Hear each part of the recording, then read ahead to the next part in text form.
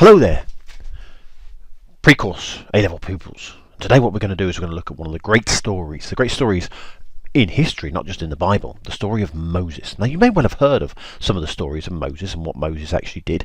Today we're going to look at them in a bit of a way that will help us with understanding the New Testament, and when we come to look at the story of Jesus and the story in the Gospels, and actually what he did and how he is important to that particular story. So who is Moses and what did he do? So where did we leave off? Well, last time we left off, and we remember this man called Joseph, and Joseph was in Egypt, and he was prosperous, and you know, the dream of Pharaoh, and he actually made Israelites, you know, really good within Egypt. However, as time went on, the pharaohs of the time suddenly realised, oh, we can't have these people, these Israelites suddenly taking over. They've gained in prosperity. So what they did was they made them slaves, and the book of Exodus actually starts off with how the Israelites were in slavery, and you can see here history often depicts them as building some of the great empires of Egypt. And you can't see Egypt as Egypt today. What you've got to do is see Egypt as one of the great superpowers of its day, which it was, you know, like in America, you know, they'd be off trying to, you know, have fights with the other great superpower, Mesopotamia,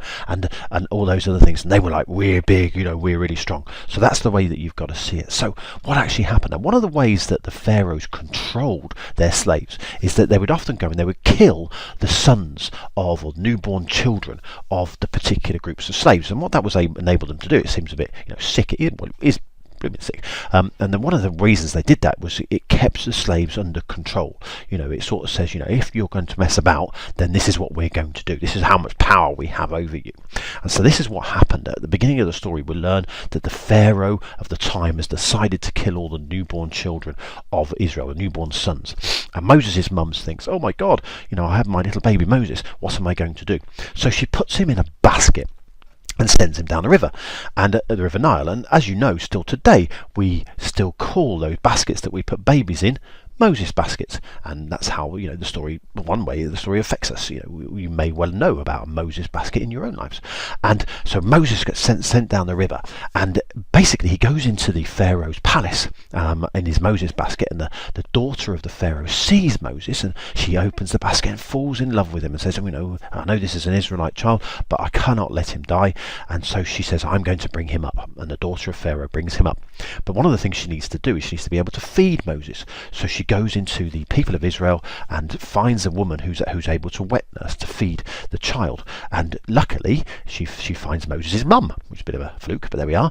And basically Moses' mum brings up Moses in the palace of the Pharaoh, and basically she's able to tell him the story. So he realizes, he knows he's an Israelite, and he grows up knowing the stories of Israel as well as the stories of Egypt. And he's, you know, he's a bit of a dual sort of personality in the story itself. He has this power. Now the story then goes on, and Moses grows up, and one of the things that happens as he grows up is he sees an Egyptian taskmaster beating an Israelite slave. And he knows he's an Israelite, and he says, this is wrong, this can't happen.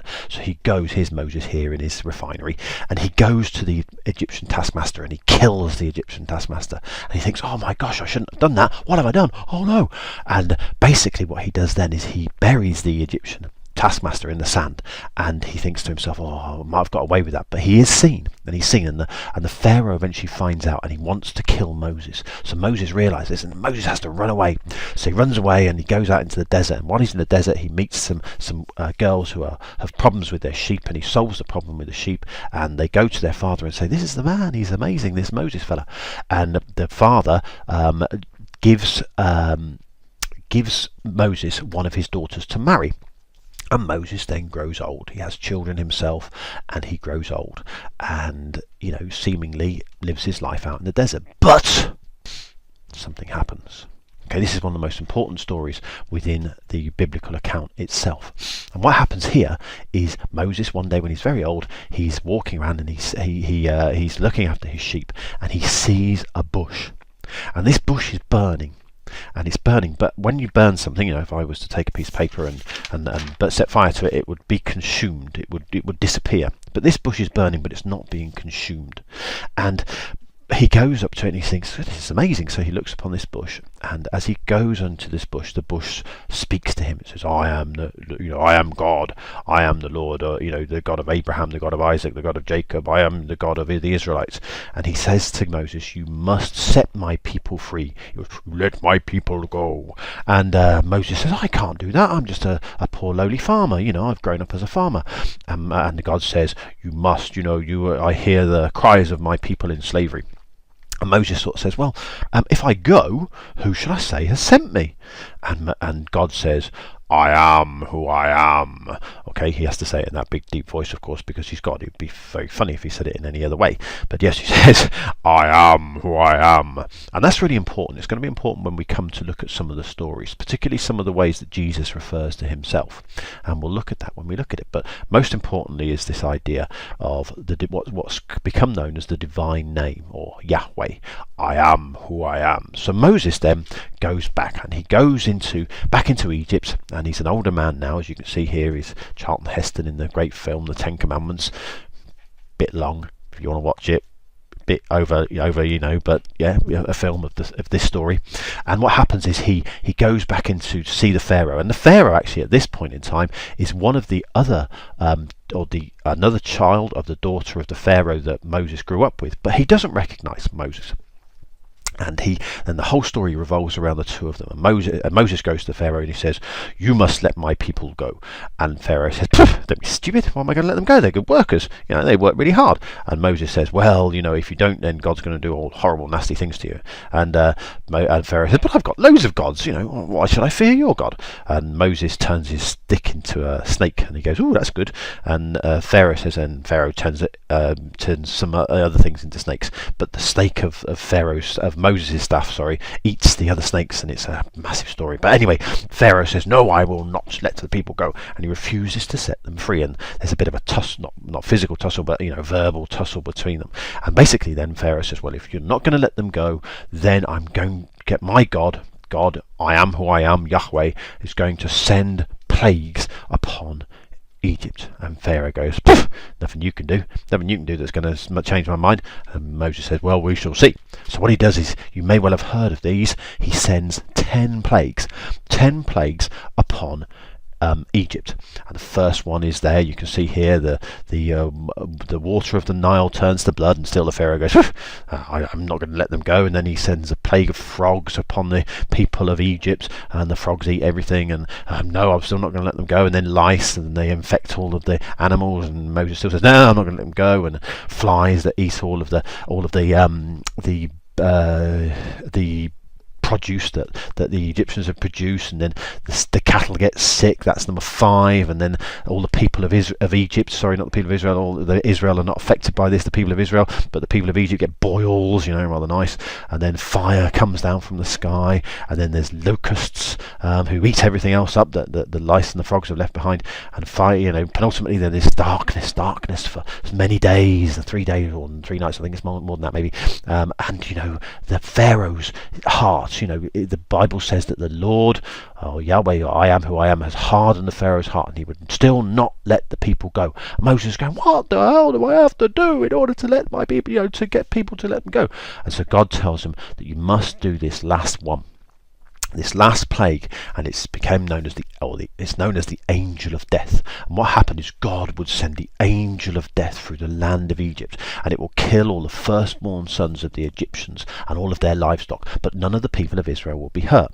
And Moses sort of thinks to himself, well, how will none of the people of Israel be hurt? And God tells him what he's got to do is he's got to perform certain tasks in order so that the angel of death will not hurt the Israelites. And one of those tasks is that he has to kill a yearling lamb. A lamb within its first year of life, and they must drain all the blood out of the lamb and basically eat the lamb, so none of it is left, and they have to join houses if their houses aren't very big, and get the blood, and they must paint the blood, and you can see here on what's known as the lintel of the doorpost, the bit above the door. They must paint the lintel of the doorpost with the lamb's blood, and then what will happen is the angel of death will pass over that house. Okay, the angel of death will pass over that house. And basically, this festival now is still celebrated today by Jewish people all over the world. And the festival is known as the Feast of the Passover, where the angel of death passed over the houses of the Israelites. And because of this, the Pharaoh's son dies. And the Pharaoh gets so, he's devastated. He's devastated, and he basically says, yes, okay, let them go. Let those Israelites go. They're a pain in the bottom. They've killed my son. Let them go. And during this time, when as they were preparing to go, the Israelites had to realise that they couldn't prepare their bread properly. And so they had this what's called unleavened bread, bread without yeast in it. And they took their unleavened bread and they went out into the desert. And the Bible says that there were hundreds of thousands of them, 600,000 of them, who started this journey, this journey back away from Egypt into what's become known as the Promised Land. But the Pharaoh suddenly says, wait a minute. As the Israelites were leaving, as they were being freed, he says, wait a minute, they killed my son. I'm going to get them, the bloomers. And he goes off after them. And as he goes off after them, the Israelites turn and see him, and they think, oh my gosh, Pharaoh's back after us, he's changed his mind. And during the day, what God does is he protects the Israelites, and he places a pillar of fire between them during the daytime, so the Egyptian soldiers can't get to them, and then a pillar of smoke during the night time, so that the Egyptians, a pillar of smoke and a pillar of fire. Then what happens is eventually they get, you may know this story very well, to the Red Sea. And they get to the Red Sea, and all the Israelites are moaning, going, we should have stayed in Egypt. We were safer there. At least we had food, and at least we didn't have a big sea in front of us. Oh no! And Moses says, why, I've performed all these miracles, and you're moaning, you moaners. He says, look, God will do something. What's he going to do? Just wait and find out. And but the Egyptians are catching up. What are we going to do? And Moses gets his staff that he turned into a snake, but he gets his staff and he places it over the sea, and miraculously the sea parts. And all the Israelites go, ooh, that's pretty good. And Moses goes, see, I told you so. God will do lots of things. Don't you worry. And then what happens is Moses and the Israelites, they cross the sea. They start to cross the sea. And then as they get to the other side, they turn back and they see that the Egyptians are crossing the sea as well in their chariots and with their swords and spears and things like that. And oh no, they're going to kill us. But as they all get into the sea, what Moses does is he puts his arms up again, and God, the sea water comes back down again, and all of the Egyptians die in the sea. The sea comes back down and they all drown and kills them all. So what happens then is we have these hundreds of thousands, according to the Bible, hundreds of thousands of people who now have to cross the desert to get to the Promised Land, to get to the land, which we'll look at in our next video, which is really important. Get to the land. And according to the Bible, as I said here, over 600,000 Israelites left Egypt, probably more than 600,000 according to the Bible. Now we're going to look at that in later videos about how we can believe these kind of numbers, what is it that actually happened. But let's just go with the story for now. Now, feeding them would have been a problem. As well as water, crossing the desert, not many water. And one of the things that God does is he sends what's called manna, or bread from heaven. And every morning what happens is there are these quails, these little birds, and they all go down onto the floor, and they leave this stuff. And as the sun cooks it, it turns into bread. And that feeds the people of Israel as they go across the desert. And Moses strikes the rock with his staff, and water comes forth, so they're able to actually have water as well. And the Bible as well here says something quite remarkable, which is that the Israelites spent 40 years in the desert. Now we're going to look at one particular thing that happened while they're there, which is particularly important to what we're going to do. And that was this. Eventually the Israelites came to what's called the Mountain of God, Mount Horeb, or Mount Sinai, as you see here. You can still go to it into the desert today. And Moses goes up the mountain to talk to God. Now this was a traditional thing that people used to do. They used to believe that gods were high up, because obviously heaven's up there and earth's down here. And so they used to go up to high places to believe that they were closer to God. And Moses goes up this mountain, the Mount Sinai, to talk to God. And as he's talking to God, he takes his time. He's taking a lot of time, and God and Moses have a great deal of discussions, and they make a load of rules up and laws and things that they're going to do. And 10 of those become particularly important to what we know, and that's that God gives Moses what's called the 10 Commandments. He gives him lots of other laws, and in fact, the first sort of not Genesis, but Exodus, Leviticus, Numbers, and Deuteronomy, those 4 books there in the Bible. are particularly, concerned with these laws about, how the Sabbath should be celebrated or how people should be buried and things like that. Lots of different rules. And basically, though, however, as the story goes, what we're concerned with the story, Moses and God have all these discussions. Anyway, as Moses eventually gets these tablets where the laws are written on, the tablets, and God writes the laws on the tablets, and Moses comes down the mountain after many days. But he has a bit of a shock when he gets down there. Oh my gosh, what happens? All the Israelites are there, and despite what God's done for them, defeated Pharaoh and parted the Red Sea and given them manna and all that, they're worshipping another God. Oh my gosh! Now this is going to become something important that we're going to look at as we look at through the Old Testament in particular, and then into the New Testament, is the fact that the Israelites, the people of Israel, are often very unfaithful to God. They start to worship other gods, and here we see this really happening for the first time. And what happened is that the Israelites have made a golden calf. They got all of their gold together and they melted it, and they built and they made a golden calf. And they start worshipping this golden calf.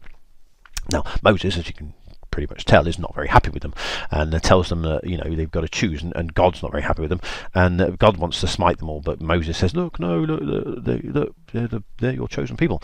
And Moses says, right, okay, if you want to stay with the golden calf, go over there, and if you want to stay with me, come over here. And so the Israelites split, and Moses throws the tablets down, and they smash, and the calf boils and bubbles on, and goes, and the people who followed the calf die, and then Moses goes, see, told you so, and goes back up the mountain and gets the rules back again, and the new tablets.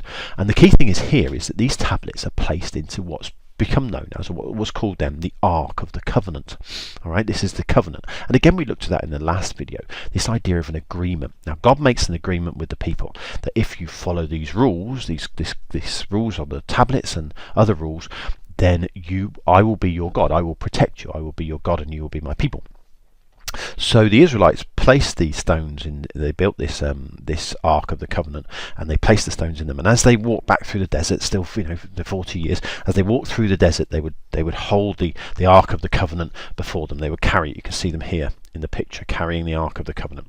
And if they came across any problems, then the Ark of the Covenant often performed miracles, and it would smite their foes and all this kind of stuff.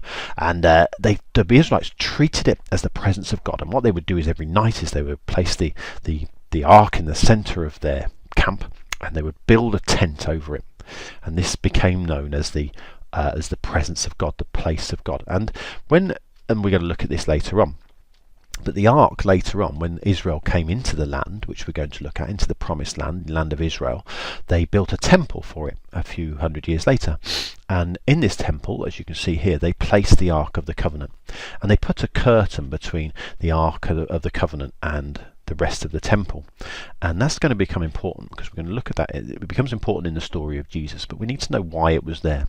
So the Israelites believed that the presence of God, or the Ark of the Covenant, was the most important thing. This place, and this place where this building, or this part of the temple where the Ark was placed, became known as the holiest of holies.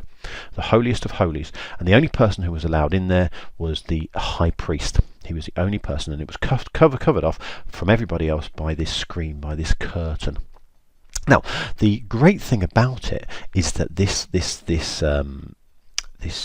covenant, this agreement, is the one that's most important for the people of Israel. It wasn't made with a singular person like Abraham or Joseph or any of those kind of people. It was made with the people of Israel. God promised to be the God of the Israelites, and Israelites promised to obey the rules, to obey the law. And and it's most important here is the person of Moses. Moses is seen as the greatest of all prophets. Again, we're going to look at the idea of the prophet later, but the book of Deuteronomy says that he knew God face to face. No other person did. No other did that. Now, the key thing about Moses as well, with a lot of other great characters in the Bible, is that Moses made a bit of a boo-boo as well. He made a bit of a mistake, and he wasn't allowed into the promised land, which is where we're going to go with our next video. Instead, what's the importance of the land of Israel? And the land is particularly important. It still is today. People still fight over it today. And basically, what happened is that Moses showed off a bit. When he was striking the rock with his staff, he claimed that he was the one with the power. not God. And God didn't like this very much. And God said basically, well, you've made a bit of a mistake there, Moses, because it's not you, all about you, it's all about me. And because of that, you're not going to be able to go into the land of Israel. Sorry, Moses, but you're going to die before you get there. And that's what happened. And it was all about the water. He wasn't able to make the water thing there, and despite he was 120 according to the Bible when he died, not as old as other characters in the Bible. We're going to look at that. Noah was 900. Adam a bit older, I think. That's going to be the actual important thing here. So Moses was such an important character that that we will look at him, and we need to remember particularly certain stories, the stories of the Passover, the idea of the unleavened bread, the Ark of the Covenant, and the Ten Commandments placed into the Ark of the Covenant. And we're going to need to remember and recall this concept, this idea of the holiest of holies. Right, where are we going next? We're going next into this idea of the promised land. What makes the land of Israel, the land, so important to the story that we're going to tell? I bet you can't wait.